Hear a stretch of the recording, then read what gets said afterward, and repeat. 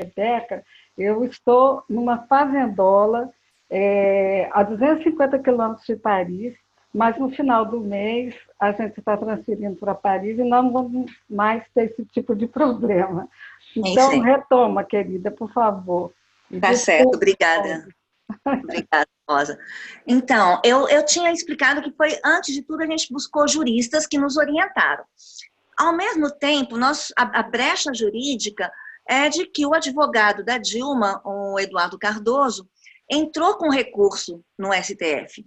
Foi. Então, ao mesmo tempo que ele entrou com recurso, teve também o deputado João Willis, que entrou com amicus curiae, que é aquele processo que você entra e você fala para o STF, eu sou amigo desse processo, eu tenho direito a ser informado a respeito do que está acontecendo, se ele está transitando ou não, o que está acontecendo com o processo.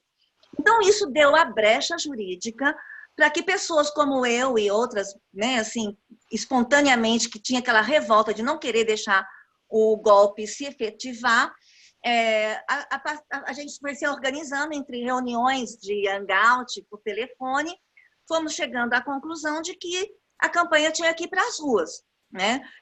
Porque a gente conversava com as pessoas estavam revoltadas com o golpe, chamavam o Temer de fora Temer, era assim inconcebível, né, de dizer é um presidente, ninguém, assim, a gente falava o presidente ilegítimo, né, assim, a gente, mesmo na nossa linguagem, nós não queríamos aceitar aquela catástrofe, porque imaginar, né, não foi? Assim, foi um sentimento natural.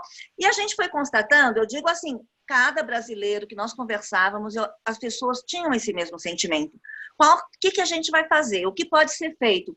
E aí a gente entrava com essa ideia de, gente, o correto, o que é que tem que ser feito é que os golpistas têm que ser afastados. A presidenta Dilma, que é legítima, tem que retomar o mandato, continuar o mandato dela legítimo, e tem uma via jurídica para isso. A gente explicava, por exemplo, olha que coisa curiosa, o STF ele está aguardando o processo de anulação do impeachment.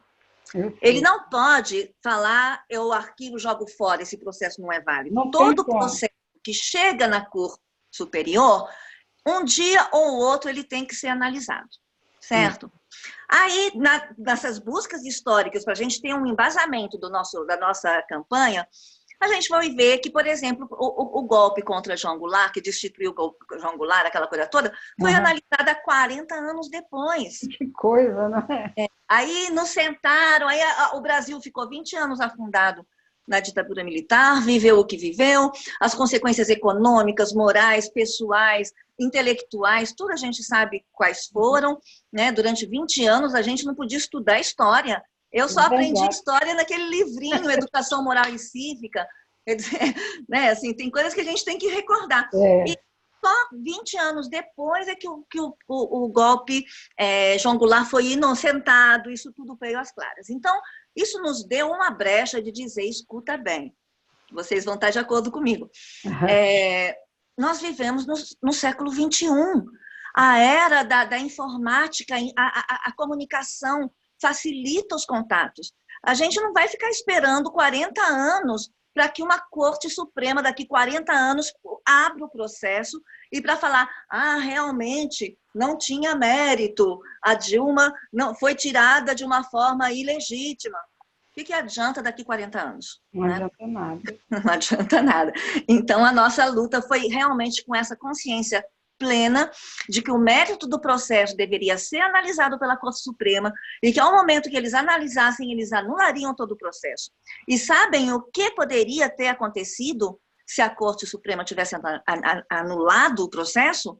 Simplesmente todas as medidas do Michel Temer seriam anuladas com ele. Com certeza, é isso mesmo. Então, minha gente, né, assim... A Constituição garante isso, né, Rebeca? E justamente era esse objetivo, porque já naquele momento o desmonte do Estado brasileiro já era grande.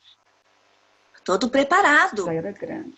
Ele estava todo preparado. O Michel Temer, se vocês lembrarem, o Temer, quando ele assumiu, ele já estava com um programa, Ponte para o Futuro, e que ele até confessou depois. Ele falou, se a presidenta Dilma tivesse aceitado nossas propostas, eu não estaria aqui, seria ela. Quer dizer, eles mesmos foram confessando. Eu vou mostrar um cartaz para vocês da campanha da volta da presidenta. Ah, que lindo!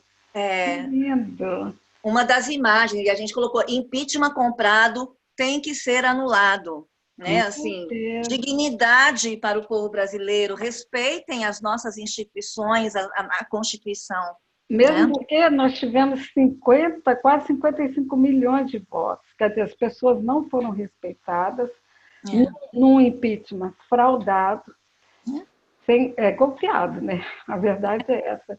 Bom, Exato. Aí o que aconteceu? Imaginem vocês, a gente vai conversando um com o outro, e a cada pessoa, a pessoa falava, a melhor coisa seria anular tudo, né? Assim, e punir todos. O que a gente queria era anulação e punição, que todos os golpistas fossem afastados. Se tivesse que ter novas eleições, que o Congresso fosse renovado. A própria Dilma falou que se eu ficar no cargo e sentir que a população quer rever a escolha, nós convocaremos novas eleições. A Dilma é uma pessoa digna, uma pessoa que manteve a dignidade e o respeito à Constituição e, principalmente, o respeito dos 4 votos consecutivos pelo programa de governo que o PT estava propondo. Né? Assim, os 4 votos consecutivos significa para o planeta todo de que a população estava contente com o que estava acontecendo. Exatamente quando você falou no começo do programa, em dezembro de 2014, era o pleno emprego. O Brasil estava indo numa direção de desenvolvimento com inclusão, reconhecido no mundo todo, né? Mas sabe que naquele momento eu fiz um artigo e eu colocava que o mais importante seria a convocação de uma constituinte para uma reforma política e tributária. Mas também, dentro daquele Congresso eleito, seria uma coisa impossível. Mas seria o caminho que eu tenho certeza que a presidenta Dilma tomaria. E não houve possibilidade, não tinha como. O povo realmente tem que entender que, se você quer democracia, tem que começar dos vereadores, dos deputados, dos senadores. Sem isso, não há governança. Exato. É uma coisa impossível. Exato. E tem que ter essa noção. Então, vamos votar direito para que a gente tenha uma democracia. Caso contrário, vai ser sempre cíclica. Chegamos lá, voltamos e volta de novo, e assim sucessivamente. Mas eu acredito que agora o povo pôs a cabeça no lugar e a gente vai conseguir construir um novo Brasil, uma nova democracia. A gente teria, assim, para falar o dia inteiro, né, Veca? Mas vamos... É verdade, mas a gente tem que ser conciso. Para encerrar, você faz as suas considerações finais, por favor. As considerações finais, eu acho interessante, porque o que eu busco falando com vocês nessa discussão é de motivar os brasileiros a se mobilizarem. A frase que eu mais escutei durante esses 3 anos, tanto de políticos franceses, estrangeiros e brasileiros que eu conheci aqui, é que o povo na rua que resolve tudo, né? A mobilização popular. Então, só para dar um exemplo, essa ideia desse movimento pela anulação do impeachment, eles nos chamavam de luta de Dom Quixote. Era assim, Dom Quixote contra o moinho de ventos, assim, aquela luta utópica, mas era a luta justa, que era a luta mais justa.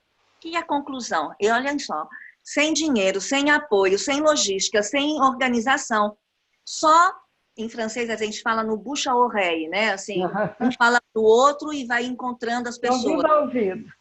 Exatamente.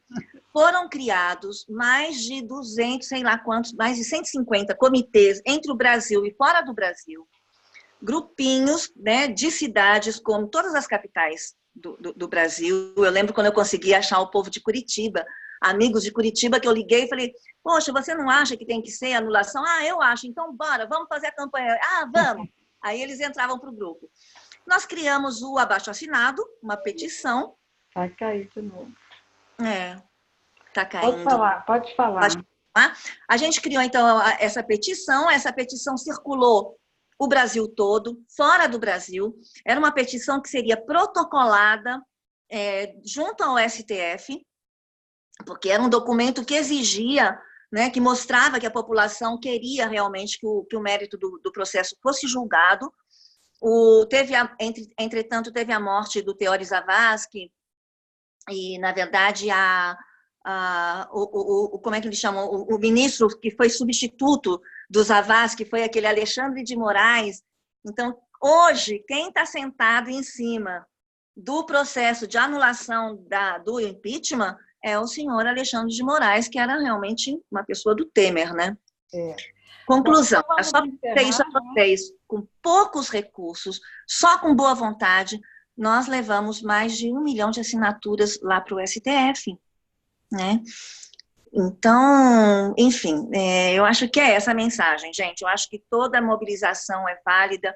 O que não pode é ficar parado. O que não pode é se resignar, né? E aceitar que é isso mesmo, já está assim mesmo, está ruim mesmo, a gente merece. Não, não merece.